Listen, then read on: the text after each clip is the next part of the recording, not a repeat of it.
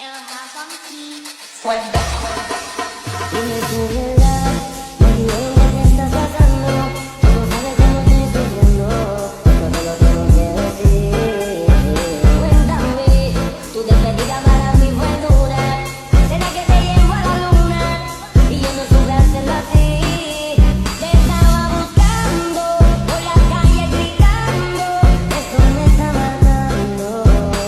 Oh no, te estaba buscando por la calle gritando como un loco tomando.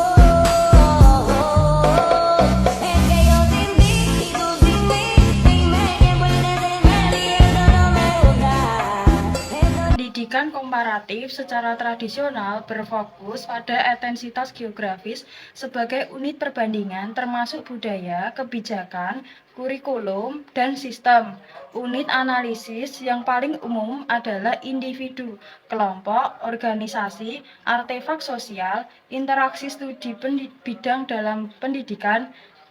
Pada dasarnya bersifat lokasional, mengkaji fenomena pendidikan di berbagai tempat. Mengenai kesamaan keyakinan agama dan sejarah politik, studi yang dilakukan oleh Silohwa DKK ini dan 6 negara baru merdeka di Asia Tengah dan Azerbaijan adalah ilustrasinya.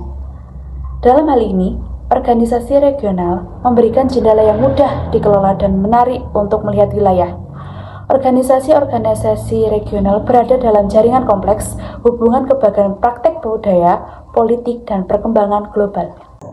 Konsep sistem pendidikan dapat menghasilkan wawasan dan pemahaman yang berbeda. Pada bab ini telah menyatakan bahwa sistem dapat terdiri dari berbagai jenis dan dapat diidentifikasi berdasarkan kriteria spasial dan fungsional.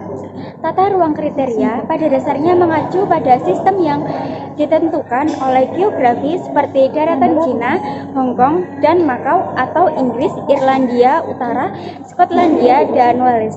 Dalam menggunakan waktu sebagai unit perbandingan, menjadi jelas bahwa ada beberapa jenis yang perlu dipertimbangkan. Ini termasuk, tetapi tidak terbatas pada waktu astronomi, waktu geologis, dan 2 jenis yang paling signifikan untuk tujuan bab ini. Waktu pribadi dan waktu historis. Terlepas dari meningkatnya gangguan jam dan arloji, waktu pribadi dalam hal-hal penting, subjektif dan relatif, apakah seseorang mempertimbangkannya secara keseluruhan? Studi kasus. Untuk yang pertama, comparing place. 1. Membandingkan sistem pendidikan di Indonesia dan Finlandia. Sistem pendidikan di Finlandia terkenal dengan fokusnya pada pembelajaran yang berpusat pada siswa, sedangkan sistem pendidikan di Indonesia lebih menekankan pada hafalan dan ujian. Hal ini menghasilkan perbedaan dalam hal hasil belajar siswa, dengan siswa Finlandia yang umumnya lebih unggul dalam tes internasional. Perbedaan tersebut berbeda pada struktur kurikulum, metode pengajaran, peran guru, sistem penilaian, dan lain-lain. Untuk yang contoh studi kasus B, comparing system. Untuk contohnya yang pertama ada sistem pendidikan nasional di Indonesia dan Finlandia. Persamaannya menekankan pada pendidikan holistik yang berfokus pada pengembangan karakter dan keterampilan siswa, kurikulum yang dirancang untuk memenuhi kebutuhan siswa. Membandingkan dampak globalisasi pada masyarakat pedesaan di India dan Meksiko.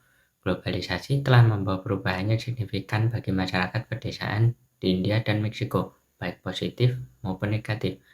Globalisasi telah membuka peluang baru untuk perdagangan dan investasi yang dapat meningkatkan taraf hidup masyarakat, namun juga menyebabkan eksploitasi pekerja, kerusakan lingkungan, dan hilangnya budaya tradisional.